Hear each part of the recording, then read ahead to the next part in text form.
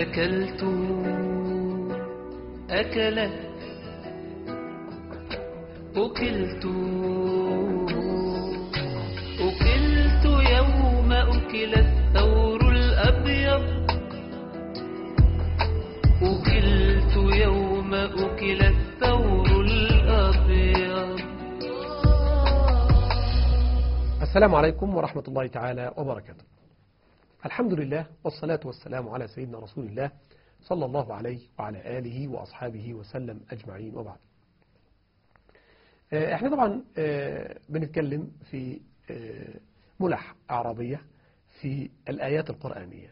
بنجيب بعض ألفاظ الآيات القرآنية وبنتابع فيها كل الإسقاطات على النحو عشان تبقى واخدين بالنا من الموضوع ماشي ازاي وقد ايه هنشوف مع بعض زي ما احنا شايفين في كل الحلقات اللي فاتت قد ايه النحو كان سهل جدا جدا وموضوع بقى عادي جدا. كل حكايه ان حضرتك لازم تجهز ورقه وقلم، لازم تكتب القواعد اللي مكتوبه قدامك على الشاشه، لازم تحفظها وانت بتحفظها ده يعني مش انت هتقعد بقى تمسك وتقعد تقرا لا لا لا لا خالص، ولكن انت بس لو حطيتها في كراس قدامك وقعدت كل شويه تقلب وتراجع وتقلب وتراجع، ولو انت بتقرا في المصحف لقيت كلمة كده وقفت او حاجة فرجعت على القواعد تشوف يا ترى الكلمة دي فعل ولا اسم ولا حرف وانت حددتها ورحت هتلاقي العملية ان شاء الله تمام. قلنا ان الكلام في اللغة العربية بينقسم الى اسم وفعل وحرف.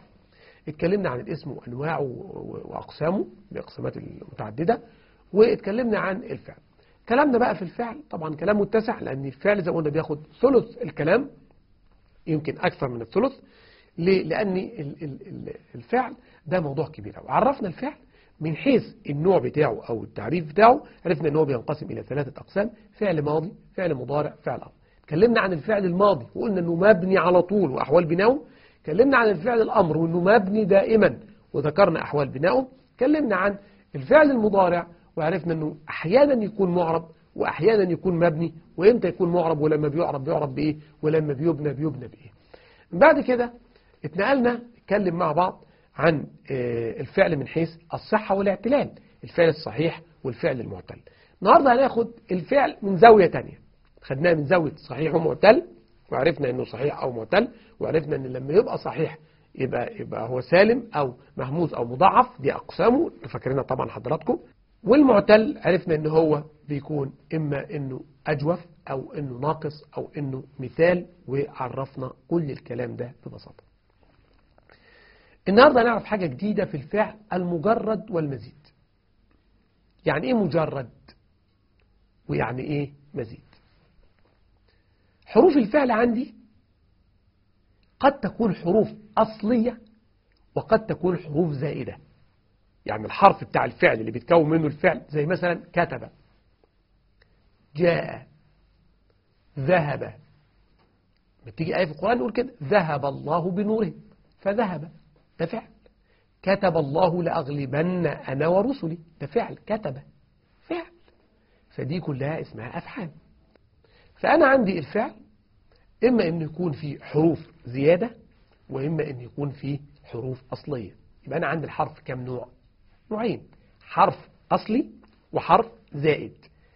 معلش يعني الكلام ما هو صعب ولا حاجة، كلام سهل جدا وبسيط جدا، بس احنا عايزين نفهم القرآن، والقرآن ده حاجة مش سهلة كده هنقرأ وخلاص لا لا لا خالص، ده الحكاية لازم يكون عندنا فهم.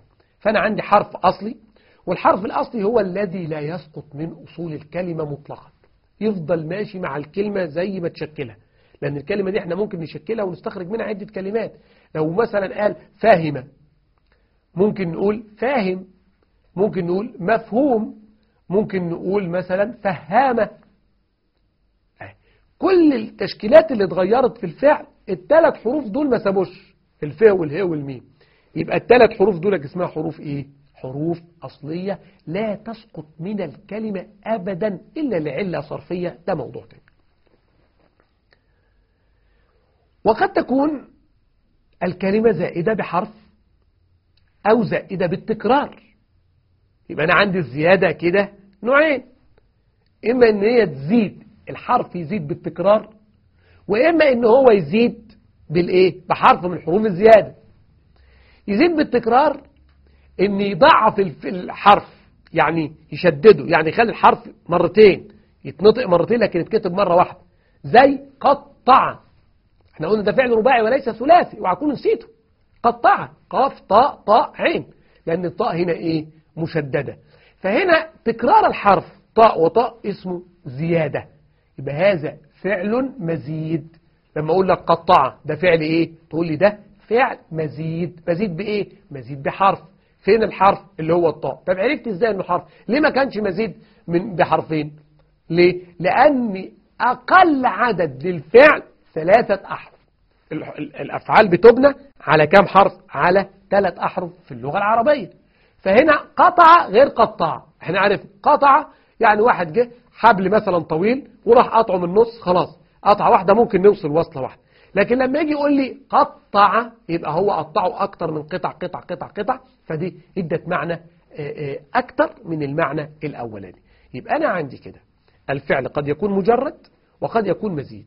الفعل المجرد هو الذي كانت حروفه كلها أصلية، ما كانت مكتوب قدامك على الشاشة اهو. الفعل المجرد هو ما كانت حروفه كلها أصلية لا تسقط إلا لعلة صرفية. ما نفس دعوه بالجملة الأخيرة دلوقتي. الفعل المزيد هو ما يزيد بأحد أمرين.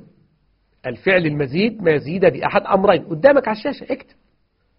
الأمر الأول أن يزيد بتكرار الحرف، مثل قطع وقطع. أدي قطع عرفناها، قطع عرفناها، خلاص يبقى يزيد بحرف الطاء. الأمر الثاني أن يزيد بحرف من حروف الزيادة. ركز بقى معايا نشرح مع بعض وبعدين هكتب لك حروف الزيادة. حروف الزيادة جمعها العلماء في 10 حروف. وليه حروف زيادة؟ لأنها بتتحط وتتشال، تتحط وتتشال من الفعل. جمعوها في كلمة واحدة اسمها سألتمونيها. السين والهمزة واللام والتاء والميم والواو والنون والياء والهاء والألف. دول كام؟ 10 حروف. سألتمونيها. صعب عليك كلمة سألتمونيها تقولها؟ جمعوها في كلمة تاني اسمها هناء وتسليم. هناء طبعا من الهناء أو السعادة والجمال والحاجات الحلوة بقى اللي انتوا عارفينها، ولا ممكن واحدة يكون اسمها هناء خلاص. وتسليم يعني بقى نقول يعني واحدة اسمها هناء مسلمة أمرها لربنا، حلو كده.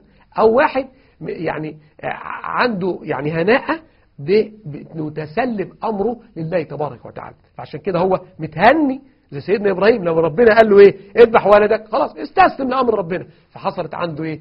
عنده هناء أنه مستسلم لأوامر الله تبارك وتعالى. تمام كده؟ طيب هنا عندي الحروف دي تدخل إزاي؟